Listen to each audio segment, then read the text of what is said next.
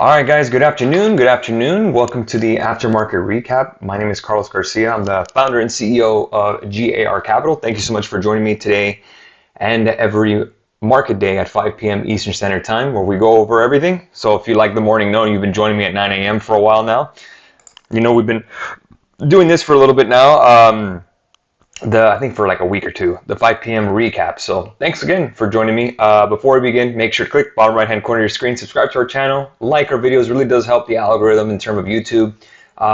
Share our videos if you like them, comment any of your questions, and make sure to subscribe if you haven't already. Appreciate that. All right, let's go ahead and talk about it. The Dow fell 320 points today. The Nasdaq fell 1.39%, and the S&P down about 0.91%. The VIX gained 8.67% at 2031.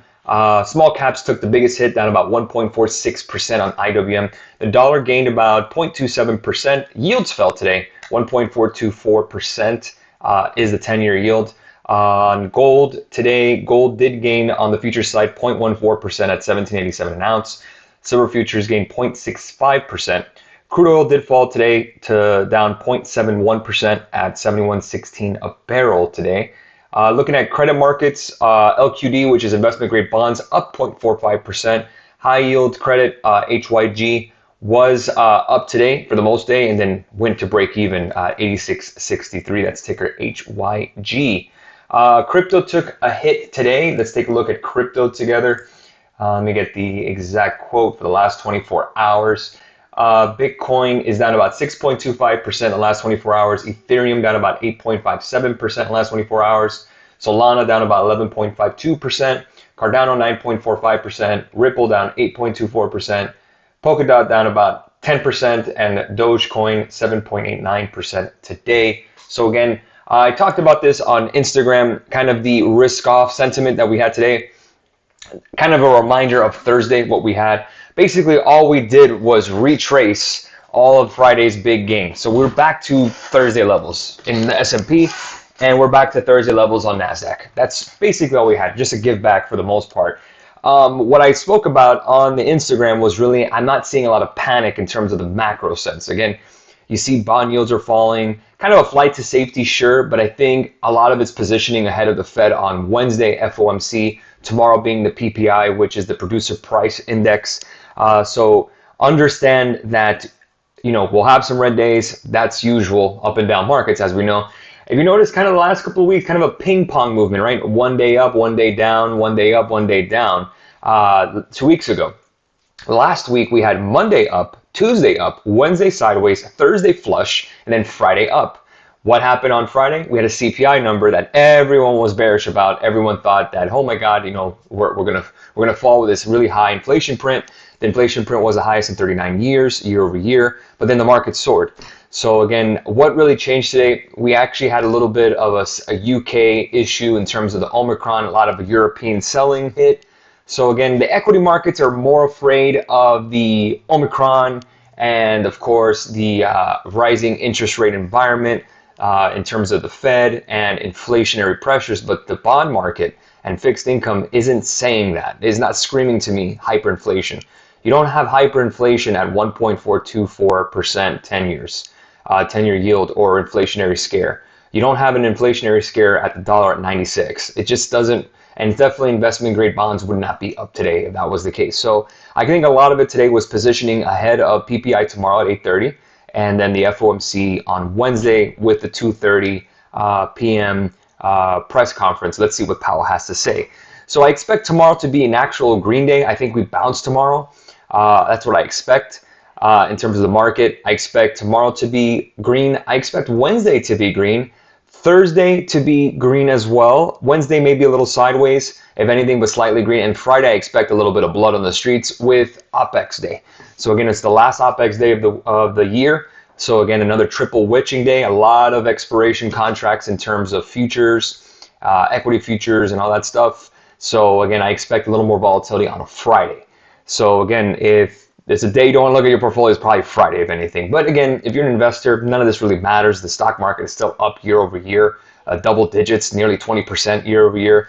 If we take a look today, let's go ahead to go SPY year to date. I don't know if this is updated every day, but I can take a look at it. You click on, let's see if I can get the year to date on SPY. SPY is a really good one. Year to date total return on SPY. Again, we can take a look at the trust here, SPY. You can see year to date total return. This is with dividends being reinvested, 26.67%. So again, I still am with the contention that this is still the most hated bull market in the history of the stock market. I think everyone is just already to the point of, to the point of a lot of fear, to the point like inflation is going to kill everything, the world's going to end again. I've seen this before. And again, I've seen the opposite side where you have massive euphoria, where everyone thinks everything's going to be perfect, and then we get a fall. So I think shorts will get squeezed this week, especially with an FOMC and a PPI number that may not be as hot as expected, and an FOMC where maybe they'll be a little more prudent in terms of raising rates, maybe give a target date towards the second half of 2022. The Fed will raise rates next year. The question is, how many times will they do it, and when will they do it? That's really the question. I think that's where the positioning is coming from. Again, imagine you're a fund manager this year, and you're up double digits on a ton of positions. A Tesla, for example, up 40% year to date. You're going to take some chips off the table, especially at the end of the year. Maybe some tax harvest selling. A lot of, I can't say excuses, but a lot of reasoning out there. But again, the real focus on me that I've noticed is the VIX, the dollar, and the 10-year yield. The VIX up 8.67%. Remember, I've always said anything above 20 tends to be a little bit of bearish. 2031, not exactly a panic. We didn't close at 50 on VIX or anything like that. So again, you take it as going. I've noticed that a lot of the high beta names have kind of slipped, the high flyer names, right? Your EVs, your cannabis, your betting, Penn hit another 52-week low, those names. But then the other ones, Facebook has been kind of holding steady. Apple, new all-time highs hit today and then fell. Microsoft chugging along. Again, it's a lot of the mega cap FANG names have been doing the work and keeping the NASDAQ up. Obviously, it's weighted. But again, if you're looking at your portfolio today and saying, man, I'm down today, even though the market wasn't as much down, it's probably because you have a lot of high beta names. Now, if you're young and you're not going to retire anytime soon, then that's okay. But if you're a little on the older side in terms of that you want to preserve wealth and preserve your cash, then the high beta names are not going to work for you and you're going to create a little bit of a panic. I do have quite a bit of high beta names, like the Pelotons of the world, Squares, those names. Of course, Blink, they're going to take a hit. DraftKings, they're going to take a hit. And that's okay because I want to own them long term. I don't care what they do this year or next. Again, I'm holding for a long period of time. I still believe in those companies. I still want to own those companies moving forward. So that's just my 2 cents on that.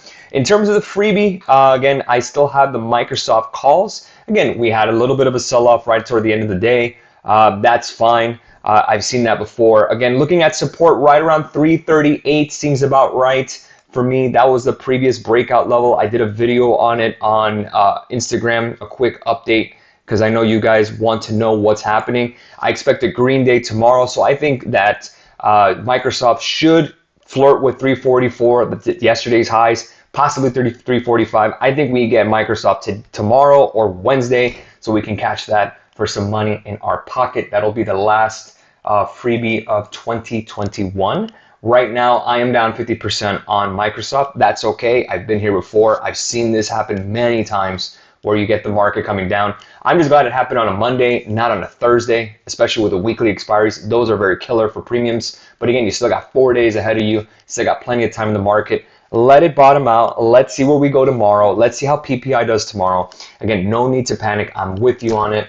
And we'll rock and roll. If you guys want to see, it's right here. Microsoft 345 calls 50. Again, when I signaled it, I think it was at 220 or 322. Granted, I filled at 299 with the signal group, but again, it started moving up and I wanted to send it out. So again, the pricing is a little off. I apologize on that. It's very difficult to send it on Twitter. It's very difficult to send it on Instagram. This is why freebies, I don't do many of them because it's just very difficult to track with you guys and answer all the questions I got. So again, this is the last one of 2021, and it may be a while till we have another one because it's just too much to deal with every single time.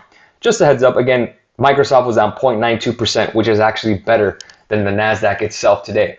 With that being said, let's go to FinViz. Let's take a look at the relative performance today in terms of the groups. I'll go ahead and refresh here. Utilities up nearly 1% today, up 0.81%. Healthcare, consumer defensive, and real estate all did well today, all green. Basic materials down about 0.62%. Industrials were down, communication services were down. Energy, the biggest laggard today, down about 2.6%. with consumer cyclicals rounding it out. So again, the one-day performance in terms of sectors, they weren't all red. So again, not a panic in terms of the market.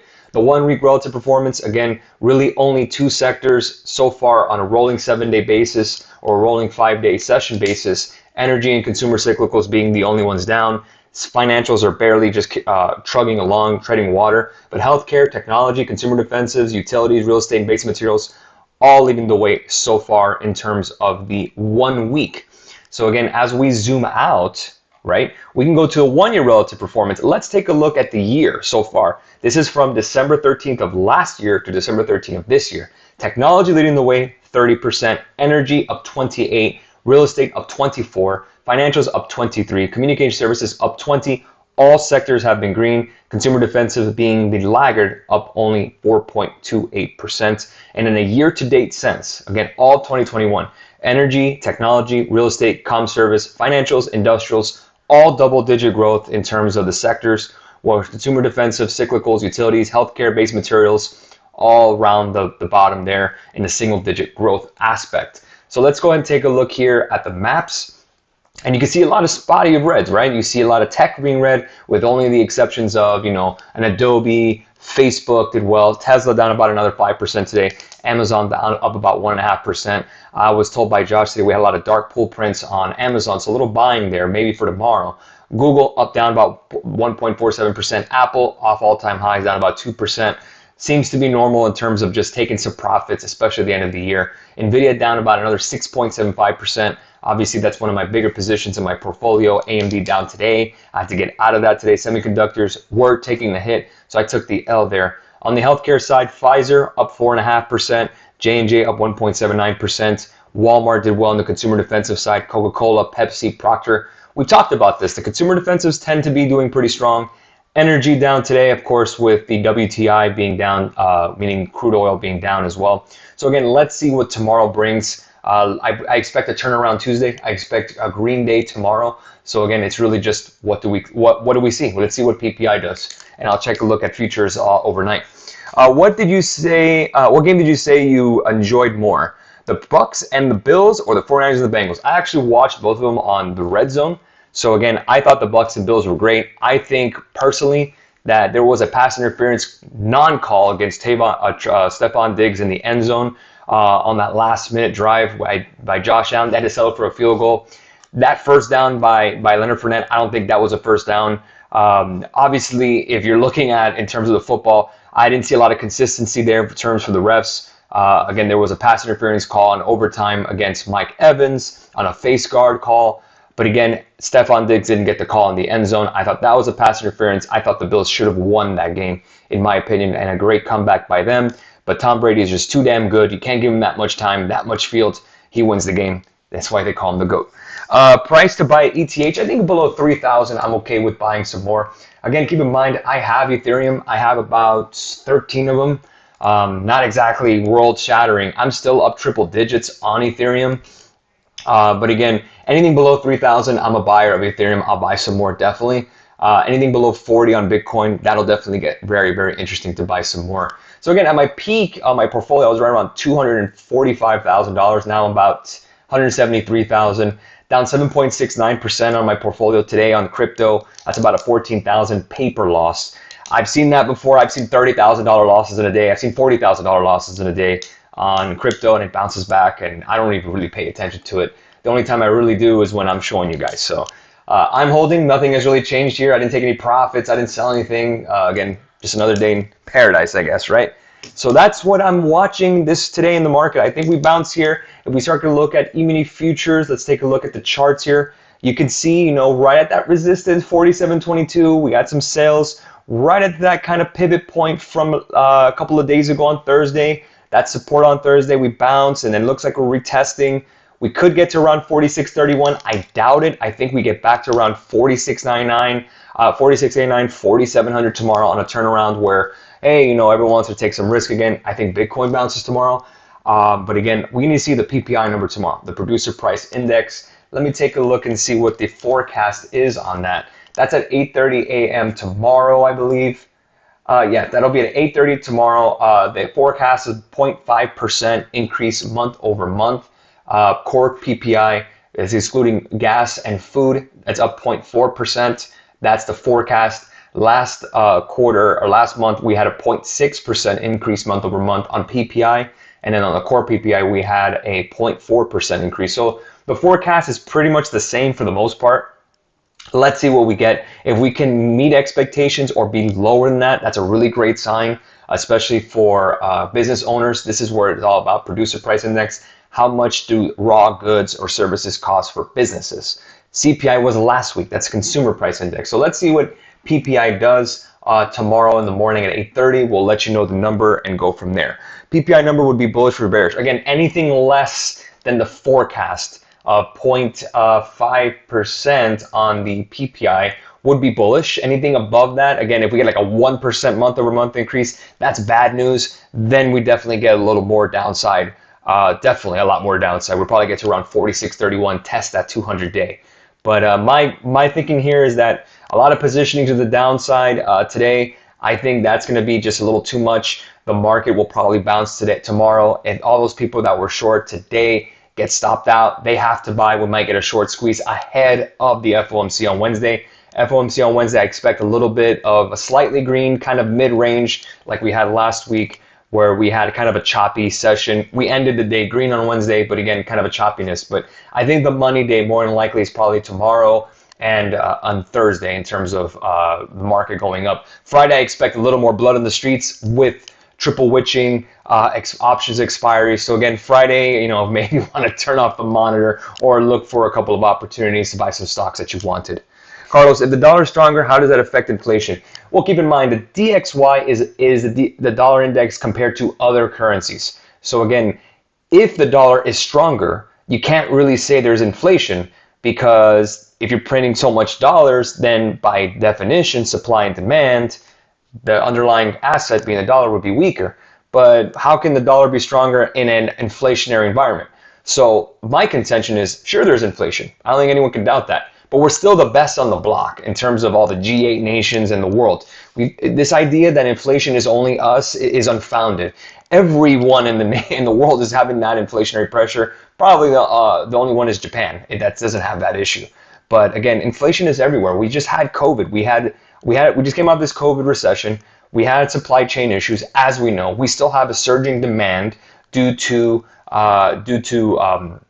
accommodative monetary policy and a lot of money given away through stimulus and all that stuff, right? Government programs. But again, once we get out of that, I really firmly believe that next year, 2022, inflation will subside less than where we were this year. So again, you had 2020 being the recession economy, the COVID recession. 2021 is more about digestion of that recession in terms of trying to get the supply chain going. 2022, we should get back to normal. Granted, we don't have any more outbreaks or lockdowns. I'm hoping for best case scenario on that. But again, I just don't see this hyperinflation Zimbabwe 1933 Germany sort of thing that everyone's thinking is going to happen. And that's just not going to happen. If the 13-week tilt bill yield is the same as a 3-month Cheney bill, that's what we call an inverted yield curve. Usually what you want to take a look is the 2s and 10s. So if you look at the 2-year yield and a 10-year yield, if the 2-year yield is higher than a 10-year yield, that's what we call an inverted yield curve. That's usually a recessionary signal. Granted, we had that in 2019, and what happened? We didn't have a recession because of COVID. So again, it wasn't because of the inverted yield curve. Again, if your shorter dated maturities are spiking higher, that means a lot of traders are selling those bonds expecting higher rates in a short period of time versus a longer period of time. That's what that means. Hope that makes sense, Carlos. Thank you for the questions, Carlos, Carmen, Dr. Jag, Jason, and Angie. Really do appreciate your time as always. Have a great rest of your day. We'll go and leave it there. We'll catch you tomorrow for the morning note. We'll go over the PPI numbers, and we'll see what the market brings by then. Have a great rest of your Monday. We'll catch you guys later. Bye-bye.